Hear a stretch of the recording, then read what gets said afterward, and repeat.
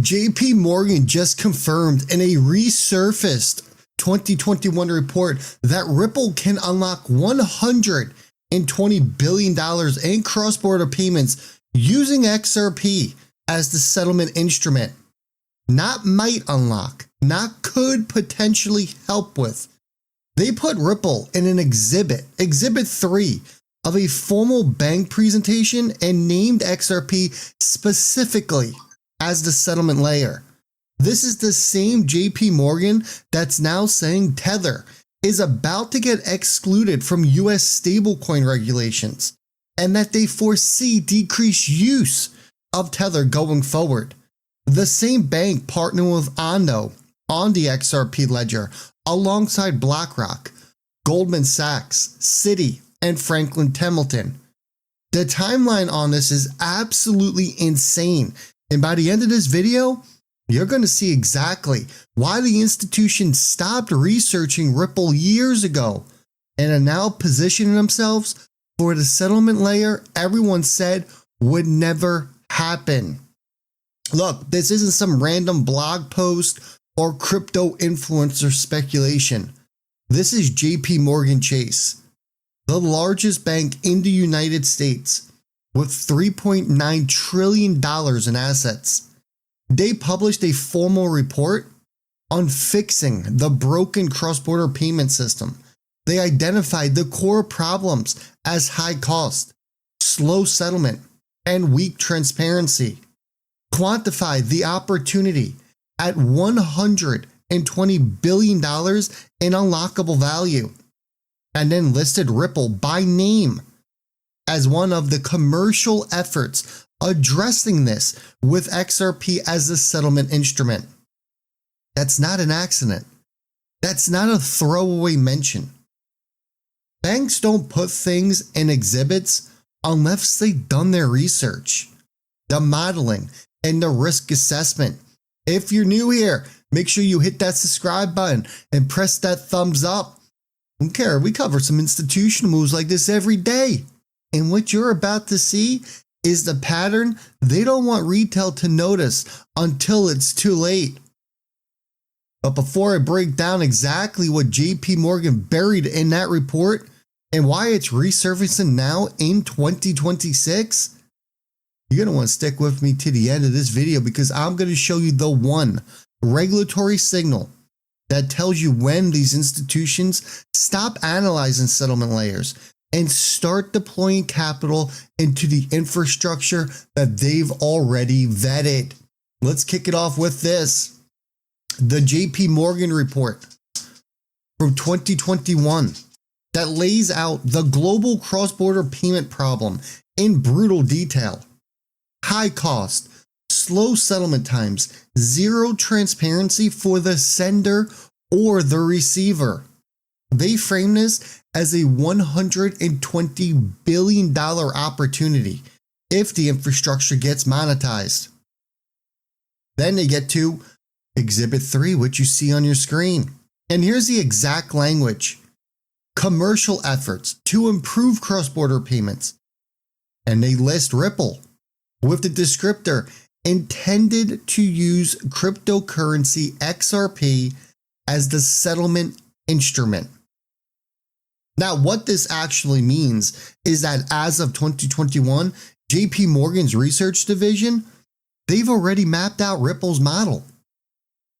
They understood the role of XRP in liquidity provision and categorized it as a serious infrastructural play, not some speculative retail token. They didn't say claims to use or proposes to use. They said intended to use, which is past tense. Acknowledgement that the design and the rails were already functional. Now let's connect the timeline, right? 2021, JPMorgan publishes this. We move over to 2023. The SEC lawsuit against Ripple gets the programmatic sales ruling that XRP is not a security. In 2024, we see Trump's administration signal support for clear crypto frameworks. And now, in 2026, JPMorgan comes out and they say they foresee decreased use of Tether with upcoming stablecoin regulations. Decreased use of Tether, everyone. Let that sink in for a second. Tether is the dominant stablecoin by market cap. And JPMorgan is publicly saying it is about to lose ground. Why? Well, because it's already been confirmed that the US stablecoin legislation will specifically exclude Tether due to its offshore structure and opacity. What that actually means is that the stablecoin market is about to go through a compliance shakeout. The offshore unregulated options, they get pushed out. And the regulated, transparent, US compliant infrastructure, it moves to the front. And what did JPMorgan already identify as the settlement instrument for cross-border flows? XRP.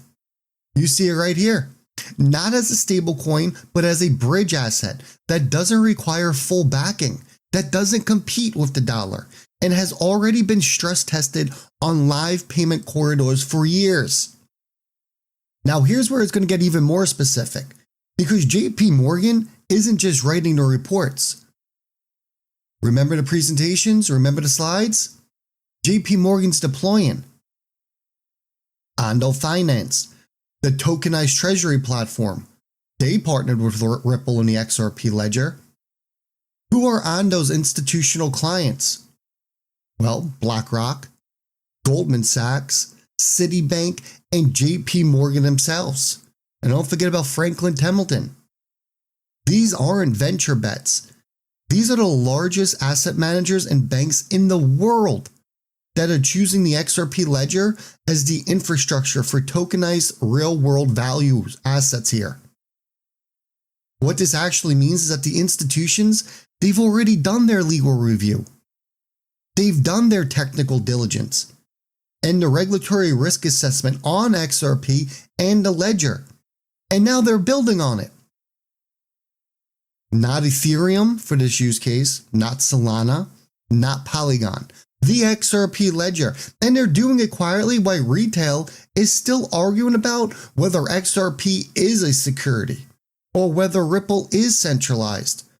Meanwhile, BlackRock, the firm who's managing $10 trillion, is moving tokenized assets onto the same ledger that uses XRP for settlement.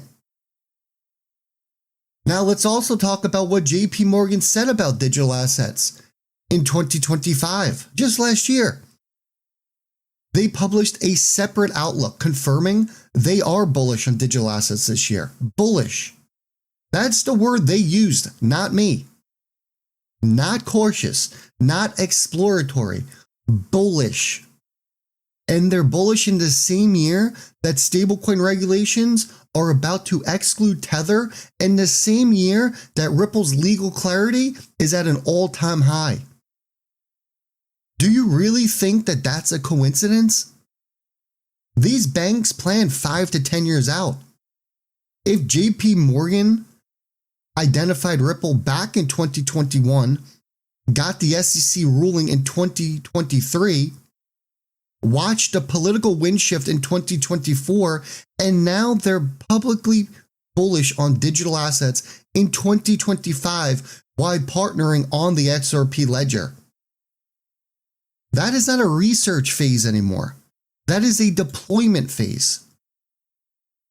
What that tells us is that the infrastructure play is live. The regulatory moat, it's being built, and the institutions are positioning before the retail crowd understands what just happened. Now let's address that $120 billion figure. That's not the market cap of XRP. That is the unlockable value in the global cross-border payment system if the infrastructure gets modernized. JPMorgan is saying there's $120 billion per year in inefficiency and fees and in friction that can all be eliminated.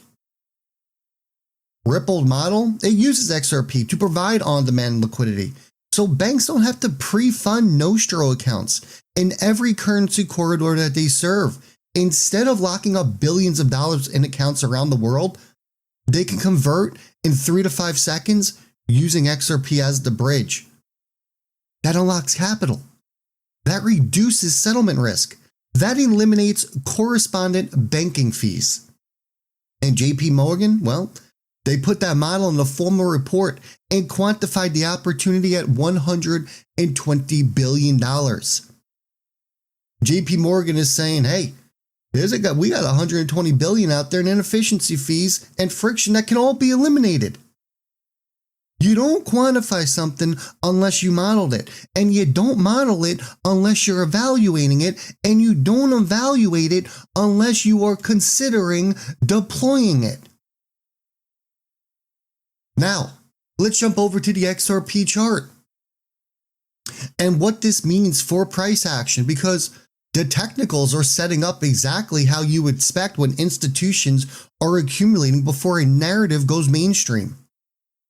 XRP has been consolidated in a range for months. Look at this thing.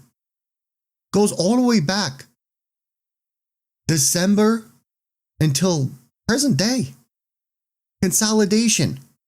All while Bitcoin and Ethereum have been getting the headlines. That's not weakness, that's absorption. Look at this monthly chart. We're holding above the 2021 highs. The 200-week moving average was reclaimed. And we're building a structure that looks identical to the 2017 setup before the run to $3.30. And you can see the setup is right here. Exactly what we got forming here. But here's the difference. In 2017, it was retail FOMO and speculation. This time, you got JPMorgan reports. You got BlackRock building on a ledger. Regulatory clarity and a stablecoin shakeout that's about to remove the offshore competition. The on-chain data, it shows long-term holders, they're not selling. Wallet distribution shows accumulation in the 10,000 to 100,000 XRP range, which is the profile of high net worth individuals and smaller institutions front-running the big moves. And exchange reserves, they have been trending down for months, meaning supply is moving off exchanges and into cold storage. This is not the behavior of a market that's about to dump. This is the behavior of a market that knows something is coming. If you want to take this a step further, the Fibonacci retracement from the 2021 high to the 2022 low, it puts the next major resistance of XRP right around that all-time high, $3.50 to $4. And when that gets cleared, the 1.618 fib takes us all the way up to $7.80. But the real breakout level everyone is watching is the psychological barrier sitting at that $10 mark. Because that's going to be where your 2017 crowd, they start to believe again. And that's where the institutions want to be positioned before the narrative flips from XRP is a litigation risk to XRP is the settlement layer for the regulated digital economy. The volume profile shows, hey, we've been coiling in a range with decreasing volatility, which historically precedes an expansion move. And every time we've had a JPMorgan mention, a regulatory update, or a partnership announcement, we've seen short-term pumps, 10 to 15%, followed by consolidation. Well, it looks to me like we're at the end of one of those consolidation phases right now. Here's what you need to understand, everyone. You got in early. You survived the SEC lawsuit. You held through the 2022 bear market. You watched everyone call XRP a scam, a security, a centralized banker coin. And now JPMorgan, BlackRock, Goldman Sachs, Citi, and Franklin Templeton are all building on the XRP ledger. Tether is about to get excluded. from US stablecoin regulations, and the same bank that quantified Ripple's opportunity at $120 billion is publicly bullish on digital assets. Don't let them shake you out now. The institutions don't publish reports and build infrastructure for fun. They do it because they've done the math. They've seen the regulatory path, and they're positioning before the crowd figures it out. The signal I told you about to start, it's this.